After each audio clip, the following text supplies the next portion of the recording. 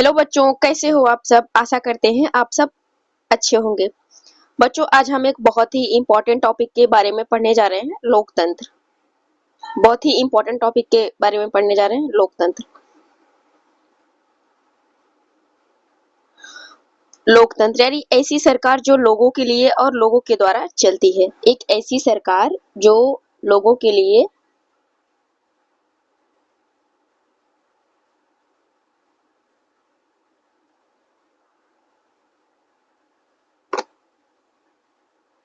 और लोगों के द्वारा चलती है।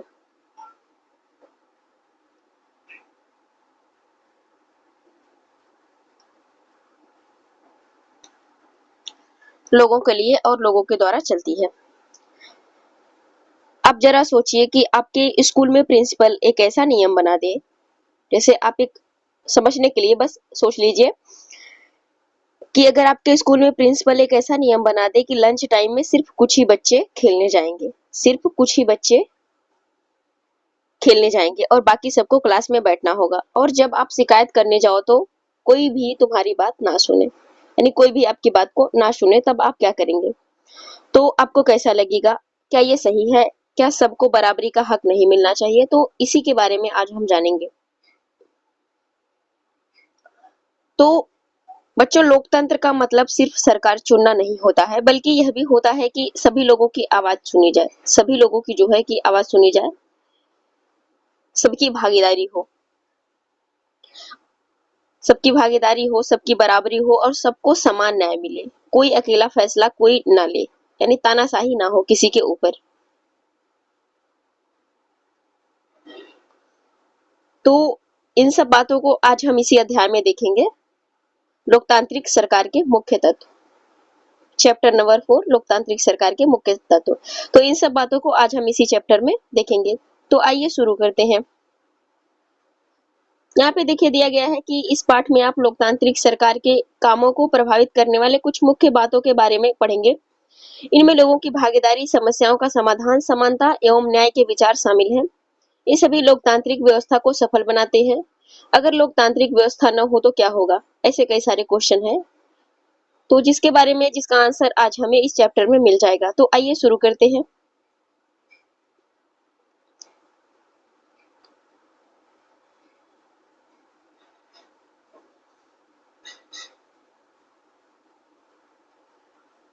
आइए शुरू करते हैं कि दक्षिण अफ्रीका एक ऐसा देश है जहाँ कई प्रजातियों के लोग रहते हैं। श्वेत जैसे गोरे, अश्वेत काले, और जिनकी त्वचा का रंग सांवला है जैसे भारतीय। तो जो साउथ अफ्रीका है वहाँ पे कई सारे लोग रहते हैं, जैसे कुछ गोरे लोग रहते हैं, कुछ काले लोग रहते हैं, और जिनकी त्वचा का रंग थोड़ा सांवला होता है जैसे कि इंडियन हो गए, यह सब भी रहते हैं।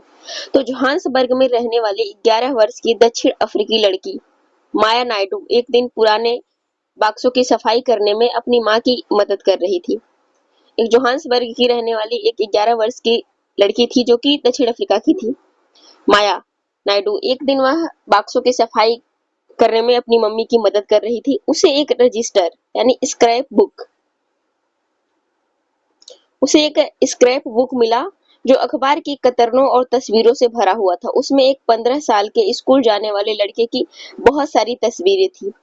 माया ने जब उस लड़के के बारे में अपनी माँ से पूछा तो उसे पता चला कि उसका नाम था पीटरसन हेक्टर पीटरसन। उसको पुलिस ने गोली मार दी थी। माया को बड़ा झटका लगा। उसने पूछा क्यों? जब उसने अपनी मम्मी से पूछा कि आखिर ये कतरन में किसकी फोटो है, तो उसने बताया कि यह हेटर पीटरसन है, जिसको पुलिस ने गोली मारकर हत्या कर दी। माया को बड़ा बुरा लगा और उसने पूछा कि क्यों, अपनी मम्मी से पूछा कि क्यों गोली मार दी गई।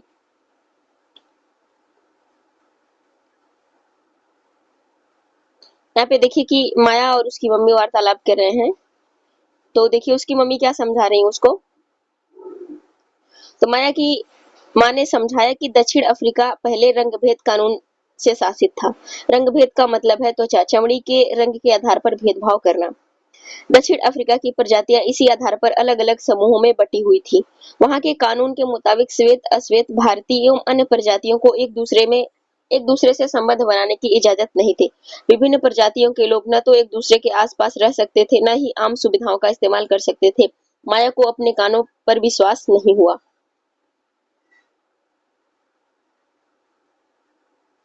नहीं हो रहा था। रंगभेद कानून के तहत जिस तरह का जीवन था उसके बारे में बताते हुए माया की मां ने आवाज में बड़ा गुस्सा था। उन्होंने बताया कि श्वेत और अश्वेत लोगों के अस्पताल अलग होते हैं और अस्पताल की गाड़ियां भी अलग होती हैं। श्वेत लोगों के लिए जो अस्पताल की गाड़ियां थी वे जरूरत के सामानों से सुसज्जित होती थी, जबकि अश्वेत लोगों के लिए जो गाड़ियां थी उनमें सुविधाएं उपलब्ध नहीं थी। उनके लिए रेल एवं बसें अलग होती थी।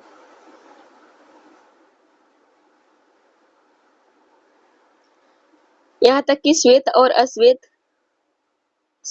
अश्वेत लोगों के लिए बस स्टैंड भी अलग होते थे। तो किस तरीके से देखिए भेदभाव यहाँ पे देखा जा रहा है हाई लेवल का। अश्वेत लोगों को वोट देने की इजाजत नहीं थी। देश की सबसे अच्छी जमीन श्वेत लोगों के लिए आरक्षित थी और अश्वेत लोगों को खेती के लिए घटिया जमीन मिलती थी। इससे पता चलता है कि अश्वेत लोगों एवं भारतीयों का श्वेत लोगों के बराबरी मतलब बराबर नहीं माना जाता था। उनके साथ भेदभाव किया जाता था। दक्षिण पश्चिमी हिस्से में एक शहर था सोवेटो, जहां सिर्फ अश्वेत लोग ही रहते थे। पीटरसन वही रहता था। वहां के लोग श्वेत लोग अफ्रीकांस भाषा बोलते थे। हेक्टर और स्कूल के अन्य विद्यार्थी भी इस भाषा को सीखने के लिए जोर डाला जा रहा था। मतलब उन लोगों पर भी यह भाषा सीखने के लिए जोर डाला जा रहा था।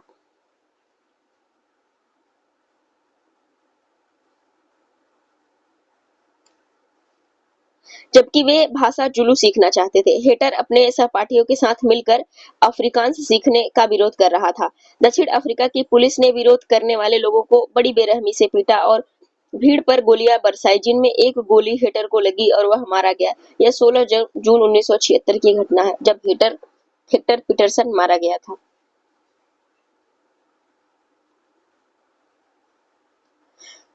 राष्ट्रीय कांग्रेसी और उनके जाने माने नेता नेल्सन मंडेला ने रंगभेद के खिलाफ बहुत लंबे समय तक संघर्ष किया। नेल्सन मंडेला जो थे अफ्रीकी राष्ट्रीय कांग्रेस के एक नेता थे। अंततः 1994 में उन्हें सफलता मिली। दक्षिण अफ्रीका एक लोकतांत्रिक देश बना, तब से सभी प्रजातियों के लोगों को बराबर माना जाने लगा। तो इसमें जो नेल्सन मंडेला है उनकी महत्वपूर्ण भूमिका रही साउथ अफ्रीका के लिए, जो उन्होंने लड़ाई लड़ी थी, इंपॉर्टेंट भूमिका निभाई थी नेल्सन मंडेला ने।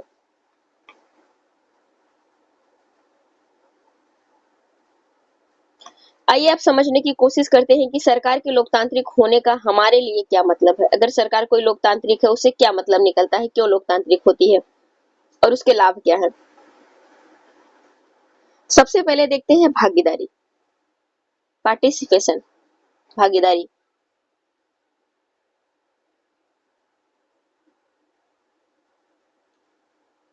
हमारे यहाँ नियमित रूप से चुनाव क्यों होते हैं।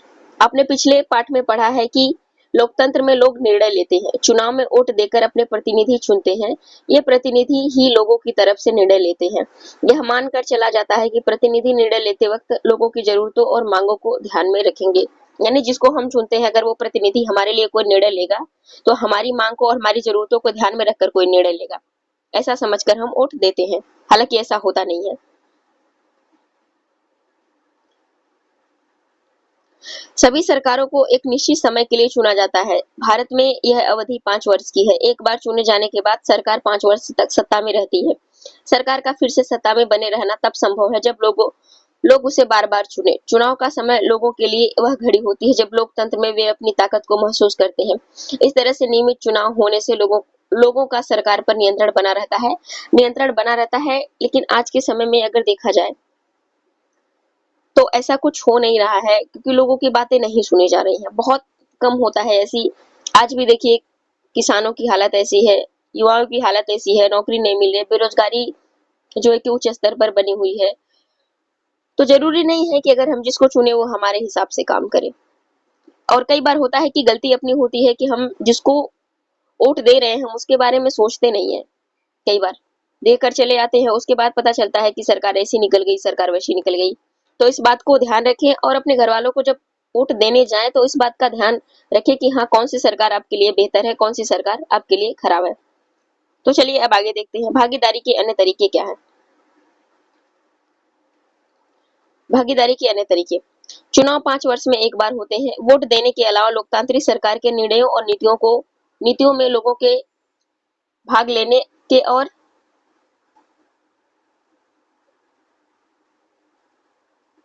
और भी कई तरीके हैं। लोग सरकार के कार्यों में रुचि लेकर उनकी आलोचना करके अपनी भागीदारी निभाते हैं।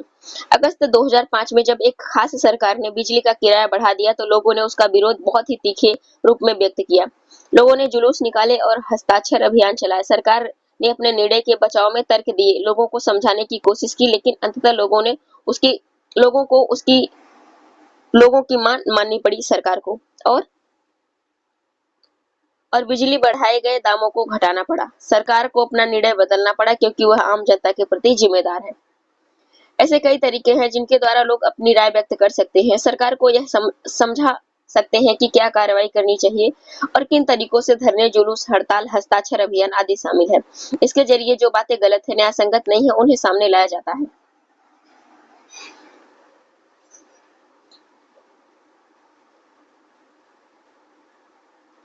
यहाँ पे देखिए कई सारी जो चिट्ठियां हैं और पोस्टर के माध्यम से बताया गया है सरकार को कि क्या कमी है, उसको कैसे सही किया जाए। तो लोग अपनी मांगे अलग अलग तरीके से मांगते हैं। जैसे कुछ लोग धरना करते हैं, कुछ लोग भूख हड़ताल करते हैं, कुछ लोग जो है कि हस्ताक्षर से करते हैं। तो इसी तरीके से चिट्ठी, निवेदन इस तरीके से किया जाता है अपनी मांग मनवाने के लिए। अखबार, पत्रिकाएं एवं टेलीविजन भी जनता से जुड़े मुद्दों और सरकार की जिम्मेदारियों पर चर्चा करने में महत्वपूर्ण भूमिका निभाते हैं। मीडिया जैसे होगी, जहां यह सच है कि लोकतंत्र लोगों की भागीदारी का मौका देता है, वहीं यह भी सच है कि सभी वर्ग के लोगों को मौका नहीं मिल पाता। लोगों के लिए भागीदारी एक अन्य तरीका यह भी है कि वे आंदोलन करें जो सरकार और उसके काम करने तौर तरीकों को चुनौती दे। दलितों, आदिवासियों, अल्पसंख्यकों, महिलाओं एवं अन्य लोगों की भागीदारी अक्सर इन आंदोलनों के जरिए ही हो पाती है, क्योंकि उनकी मांगे जल्दी नहीं मानी जाती है, इसलिए वह आंदोलन करना पड़ता है अपने हक के लिए। अगर देश के लोग सजग हैं और इस बारे में रुचि लेते हैं कि देश कैसे चलाया जाता है, तो आप देश की सरकार का लोकतांत्रिक स्वरूप भी मजबूत होता है। अगली बार अगर हमें शहर, कस्बे या गांव की गली से कोई जुलूस गुजरते दिखे तो हम एक क्षण रुककर पता करेंगे कि जुलूस किस लिए निकाला गया है और उनमें भाग लेने वाले लोग कौन हैं, वे किस मुद्दे पर प्रदर्शन कर रहे हैं। यह जरूर जानने की कोशिश करेंगे आखिर जुलूस क्यों निकाला गया है और किस मुद्दे पर लोग चर्चा कर रहे हैं और किस मुद्दे को लेकर वह भड़के हैं और उनका प्रदर्शन कर रहे हैं उनका प्रदर्शन कर रहे हैं। इससे हमें यह समझने में मदद मिलेगी कि हमारी सरकार कैसे काम करती है। अब देखिए विवादों का समाधान, resolution of conflict. Resolution of conflict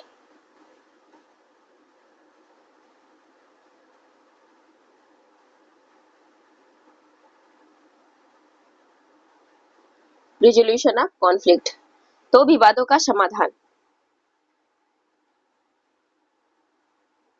यहाँ पे देखिए कि आपने माया की कहानी में पढ़ा कि कैसे विवादों या समस्याओं का समाधान के लिए कई बार हिंसा का प्रयोग किया जाता है। ऐसा इसलिए होता है कि एक समूह यह मान लेते हैं कि दूसरे समूह को विरोध करने से रोकने के लिए बल का इस्तेमाल करना उचित है। विवाद तब उभरता है जब विभिन्न संस्कृतियों, धर्मों, क्षेत्रों और आर्थिक पृष्ठभूमियों के लोग एक दूसरे के साथ तालमेल नहीं बिठा पाते। ऐसा तब भी होता है जब लोगों को लगता है कि उनके साथ भेदभाव किया जा रहा है। लोग अपने विवादों को खत्म करने के लिए हिंसात्मक तरीके भी अपनाते हैं, जिससे अन्य लोगों में भय और असुरक्षा की भावना फैलती है। सरकार की यह जिम्मेदारी होती है कि वह विवादों का समाधान करे।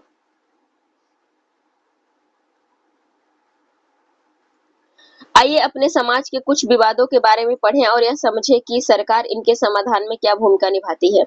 धार्मिक जुलूस और उत्सव कई बार समस्या का कारण बनते हैं। उदाहरण के लिए धार्मिक जुलूस किस रास्ते पर निकले, यही कई बार विवाद का कारण बन जाता है। कई बार हिंसा भड़कने का खतरा रहता है और कभी-कभी जुलूस के लोग कई बार देखा जाता है कि कभी-कभी जुलूस के लोग उत्तेजित हो जाते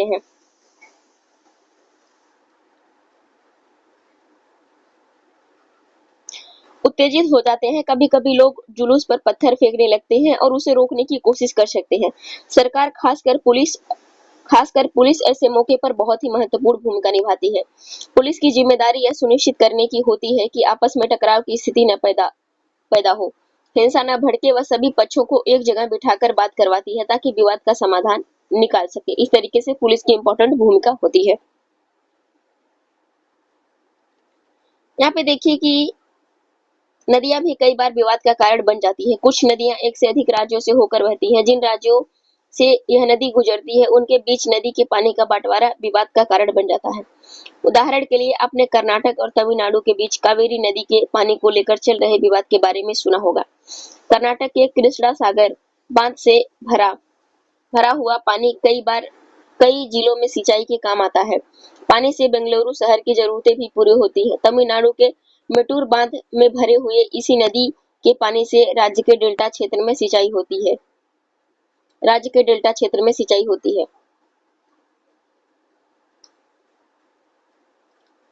यहाँ पे देखिए एक चित्र दिख रहा होगा सामने आपके। पिछले 30 सालों से दो राज्यों के बीच विवाद का मुद्दा रहने के बावजूद कावेरी शांत भाव से बहती रही। यह कावेरी नदी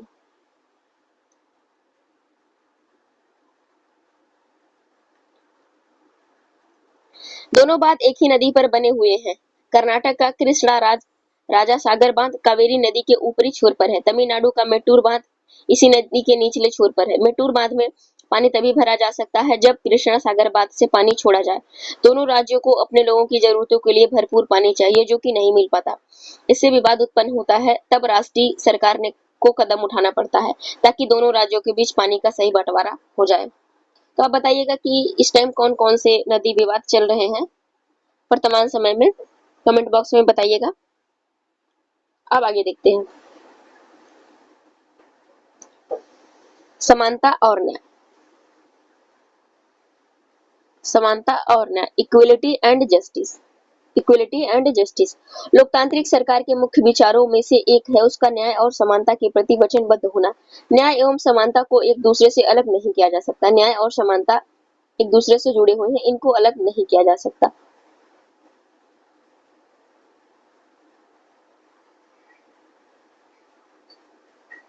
यहाँ पे देखिए अस्पृश्यता यानी छुआछूत की प्रथा पर अब कानून द्वारा रोक लगा दी गई है। लंबे समय तक दलित लोगों को शिक्षा, स्वास्थ्य और यातायात की सुविधाओं से वंचित रखा गया। पहले हालत यह थी कि सार्वजनिक मंदिरों में घुसने तक नहीं दिया जाता था। डॉक्टर अंबेडकर, जिनके बारे में आपने पढ़ा, और कई अन्य लोगों ने जोर देकर कहा कि यह प्रथा अमानवीय है। न्याय तभी प्राप्त हो सकता है जब सभी लोगों के साथ बराबरी का व्यवहार हो। न्याय तभी हो सकता है जब सभी के साथ बराबरी का व्यवहार हो, किसी के साथ किसी भी प्रकार का भेदभाव ना किया जाए। सरकार भी समानता और न्याय की जरूरत को पहचानती है और उन समूहों के जरिए विशेष प्रावधान करती है जो समाज में अभी बराबर बराबर नहीं माने जा रहे हैं।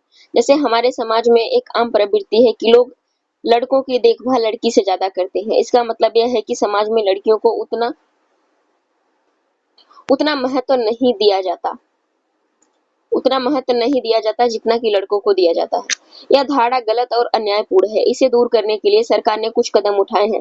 सरकार ने कुछ विशेष प्रावधान किए हैं जिससे लड़कियां अपने साथ होने वाले अन्याय से छुटकारा पा सकेंगी। उदाहरण के स्वरूप देखें तो सरकारी स्कूलों और कॉलेजों में लड़कियों की फीस खत्म करने का प्रावधान किया गया ताकि लड़कियां पढ़ सके। तो इस तरीके से यह हमारा चैप्टर जो है कि कंप्लीट होता है। इस तरीके से हमारा चैप्टर कंप्लीट होता है। तो आज दोस्तों, आज हमने लोकतंत्र के बारे में समझा और उसके बाद सबके साथ समान व्यवहार किया जाए और सबको बराबरी का दर्जा मिले और सबके साथ न्याय किया जाए, किसी के साथ किसी भी प्रकार का भेदभाव न किया जाए। सरकार भी बनाई जाए तो सबके सहमति और सबके बराबरी से बनाई जाए। किसी के पास अपने लिए खुद का निर्णय लेने का अधिकार न हो, तानाशाही प्रवृत्ति न हो, शासन वंशानुगत न हो। तो इस तरीके से होता है कि लोकतंत्र का मतलब सिर्फ यह नहीं होता है कि सरकार चुनना नहीं, बल्कि यह भी होता है कि सभी लोगों की आवाज सुनी जाए, बराबरी का दर्जा मिले। तो आज के चैप्टर में हम सब ने यही सब पढ़ा और मिलेंगे आपको अब अगले चैप्टर में। अगर आपको हमारा सेशन पसंद आ रहा है तो चैनल को सब्सक्राइब कर दीजिए, अपने दोस्तों को शेयर कर दीजिए और कमेंट में जरूर बताइए कि आपको हमारी क्लास कैसी लगी। Thank you so much. मिलते हैं अब अगले पार्ट में। अच्छे से पढ़ाई कीजिए। धन्यवाद।